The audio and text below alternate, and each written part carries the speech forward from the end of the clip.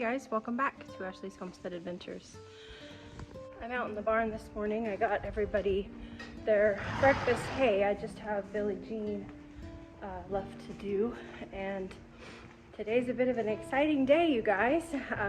We got a call from somebody in the community, and they need some help with something, so we are going to get ready for that in this video. And I have a surprise for you. I love having surprises for you guys, and I love sharing this homesteading journey, and this is just part of what we do on this channel and also what we do in our lives on our farm here in North Central Arkansas.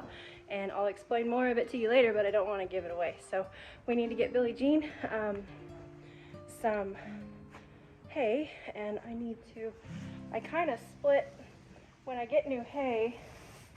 I kind of split the feeding of the new hay with the old hay, just to kind of get everybody's guts used to the new hay. And so I have that hay, which is a hay that I get, just literally down the road from a great guy here in my community. I love that hay, but he only has so much a year. And then we actually picked this up at the feed store, and so we've kind of got two different kinds of hay here. So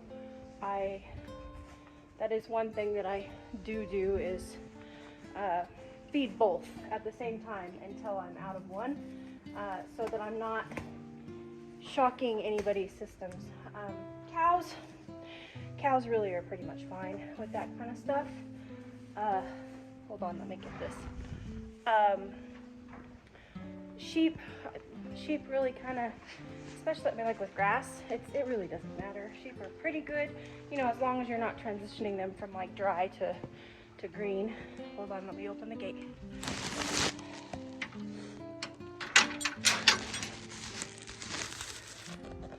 Okay, but horses are, so this is something extremely interesting. So for as big as a horse is, they actually have a gut that is more fragile than a mouse. And so for horses, you really have to transition slow. And I really just kind of like to do that rule of thumb with all of my animals. And just to be safe and to give them a variety. If I have a variety, I want to give them a variety, especially in January. Hey, go Billie Jean. Oh my goodness. Happy about our hay this morning? Yes, ma'am. Okay, you enjoy that. I have a surprise for you. All right, we are headed to Tractor Supply because it is a Sunday, and none of our local small feed stores are open on Sundays, which is awesome. Sunday is family day, so I 100% support that, but I need some things, and so we're headed to Tractor Supply to get ready for this surprise. I will, if you haven't figured it out already, I will give you the tip. It is a new arrival.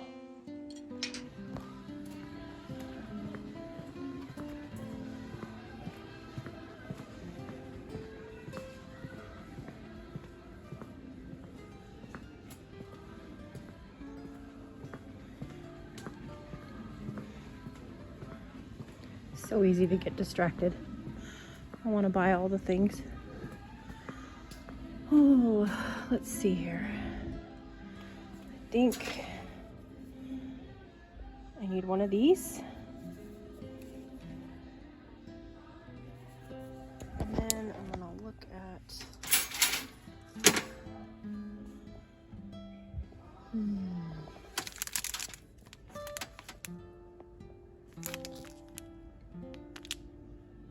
Yep, I'm gonna get one of these. And I'm sick of not having a handle, so I'm gonna get one of these. These are cool. You guys figured it out yet?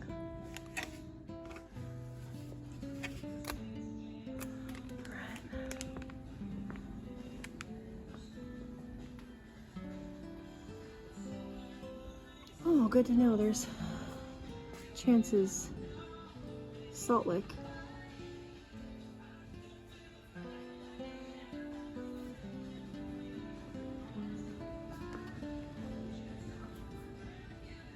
$0.79 for egg cartons. It's crazy. Okay. I think I've got everything I need. Oh, I need to get 4 bags of shavings. Have you figured it out yet? I bet you have. If you haven't, you don't have to wait too long. Go. 4 bags of shavings. All right, we're back home and doing watering.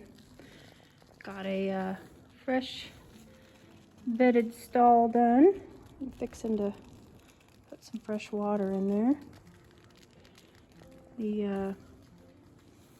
The adult sheep are out to pasture, and these little hoodlums are in here with me.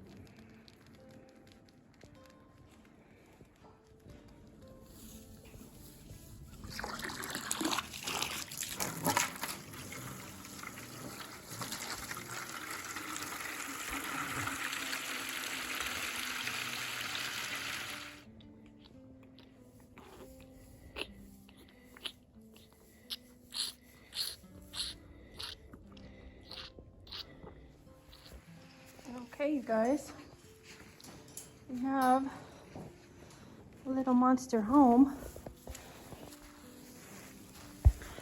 and he's tiny. He's only 23 inches at the withers. He just got done drinking a half a bottle of milk. He is 2 days old, and his mama did not get a bag. She didn't produce milk, so she wasn't mean to him. His mama's a Black Angus, and his daddy is a Hereford bull, so he's a black baldy, and he's got suck. Like I said, he just got done drinking a half a bottle. We're going to get another half a bottle. He had a good poo. He's got a little bit of scours. But we got him all cleaned up, and now I've got a couple full blankets, baby horse blankets, and I use them for my dogs. But I'm gonna see if I can't rig one up to fit. I'm afraid they're both too big. He can't weigh more than 40 pounds. I mean, he's tiny. Tiny. See if I can. I mean, if you get the sheep in the background here, he's little, really little. Here's a 5-gallon bucket comparison. He's little, you guys. I've never seen a calf this small. I know they exist, but he's super little. So I'm gonna see if I can't get some clothes on him here real quick, and then I'll come back. Oh, wow. So there you have it, you guys. He is 21 inches at the withers. He's got his coat on, but he's a little cold, so I brought some blankets from the house, and I'm gonna curl up in a ball with him. Okay, so we're all swaddled up here in the corner, and the sheep are loud because the big sheep are out. And so the lambs are loud because the big sheep are out. Daddy's going to let the dogs out, so the dogs are going to come in here and bombard us here in a minute. So I'm going to have to do some disciplining with them and get them settled down. I'm being quiet.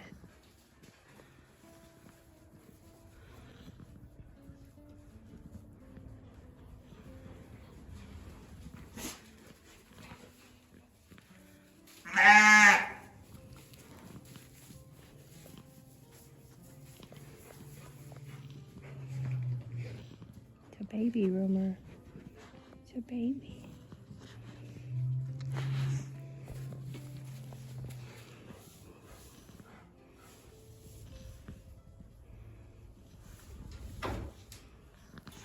Rumor, get out.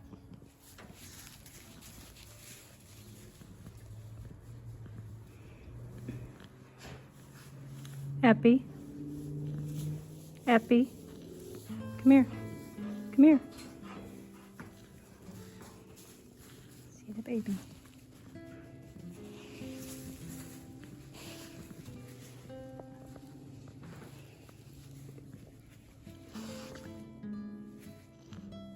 See the baby. Okay, get out. Out. Thank you.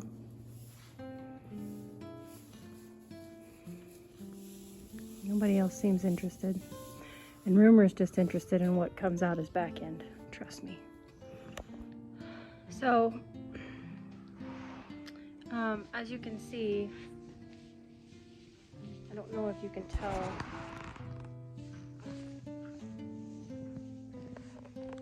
On the video, but he is shivering, so that's why I'm in the corner with him. And he just drank another quarter of a half a bottle, so he's drank 3/4 of a bottle, which is just huge. He's really only, I mean, I didn't think he'd drink more than a half, so he drank 3/4 of a bottle. But he does also have a little bit of a rattle to him. You can kind of hear in his nasal cavity, I call it, well, some people call it the death rattle. And this isn't quite the death rattle yet, but he does have a little bit of a rattle, which is an indicator of that he's got either a discharge in the nose, a cold, or right now it doesn't appear to sound like it's in the lungs, but that's usually where it starts. And then so we've got a little bit of a rattle going on, which we're just going to watch that and hope that by getting him warm and feeding him that his little immune system will fight that. And this is what I'm doing for the foreseeable future until he gets warm. Now what I did was I put the first blanket, I put it over my lap, and that's the gray blanket, and then I put this blanket on top, so he's got insulation on the bottom and the top, plus he's got the horsey blanket on. And also what this allows is I can call Mr. Wonderful, and if I was alone, I would still be able to kind of shimmy out from underneath the gray blanket. But what I could do now is I could just call Mr. Wonderful, and he can literally just pull the gray blanket out, and it will move the calf. I'll be able to get up without asking the calf to get up, and he'll be able to stay in his little cocoon. And because he's already weed, he's already pooed, he just drank a big bottle. Right now, the main thing is just getting him warm. Now, I don't know if he was a preemie. He sure looks like a preemie to me.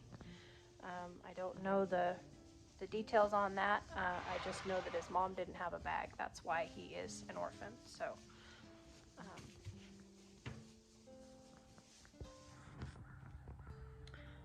why I have you here,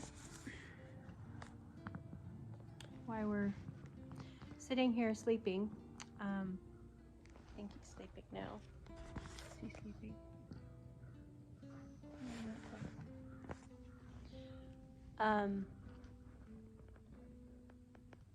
I told you that I would explain to you why we do this.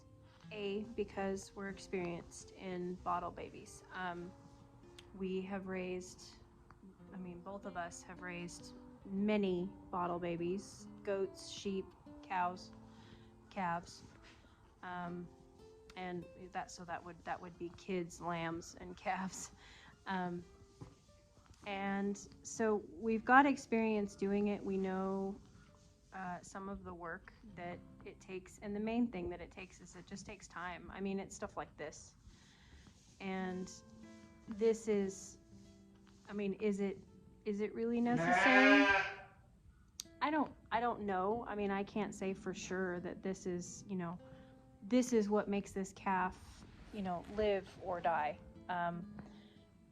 but I can say that taking the time to do this is increasing his chance of survival, for sure.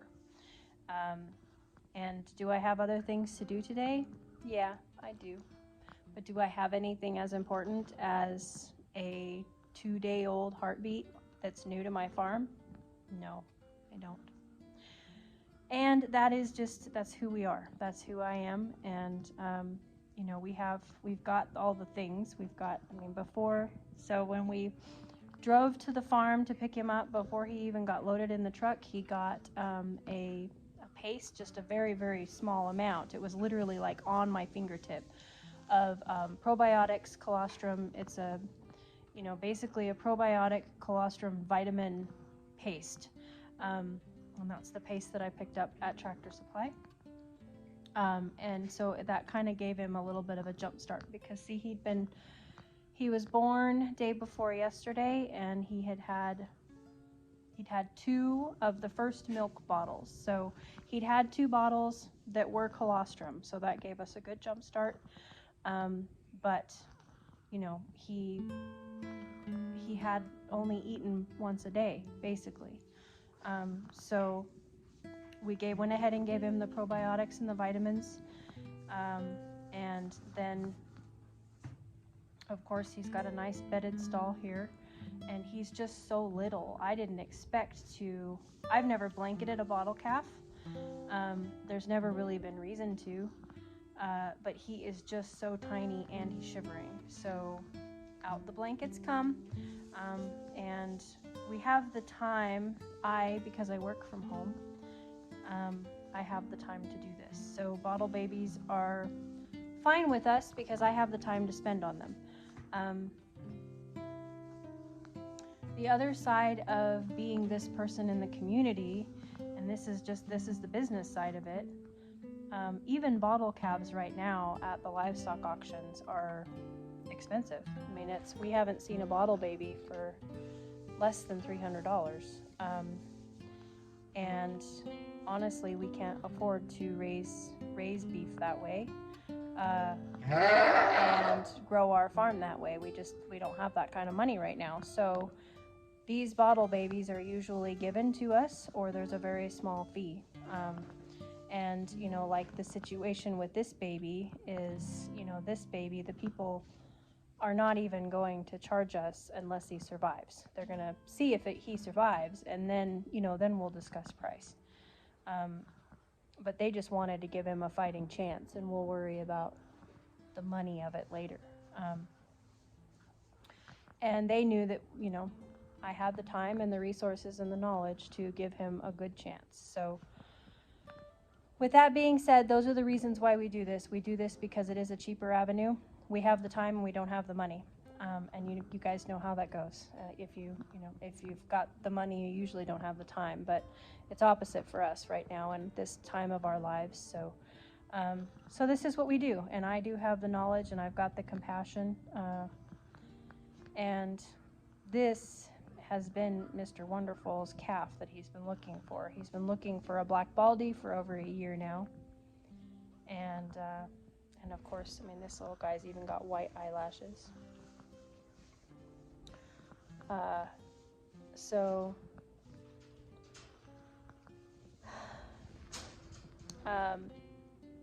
yeah, that's the reason why.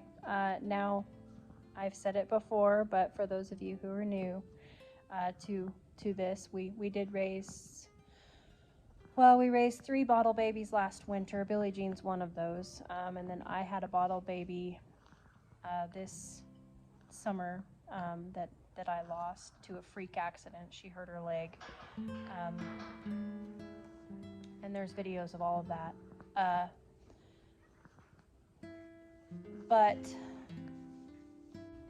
as you guys know, if you've been here, I've explained it to you. This is a very slippery slope of with your heart. So I mean, I want to give you that up front. I want you to just know that this can be very heart-aching, and this can be very painful.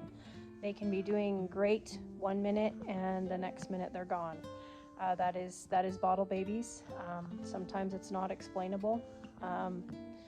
and you just don't know. Every day that they're alive, it increases our chances of them surviving in the long run. But at 2 days old, we have very small chances. Now that increases daily, but they say with a bottle baby, at a day old you've got 10%, at 2 days old you've got 20% chance of them surviving. So our chances are very, very low, but that doesn't mean that he doesn't deserve the best. So that's what we're here for. Just jump in knowing that we may lose him and there may be no explanation, but we're going to try our darndest not to. We're going to try our darndest to keep him well and let him grow up to be a big boy. So we'll see.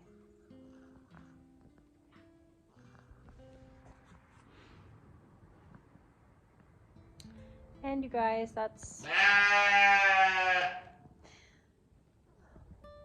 where I'm going to leave you today.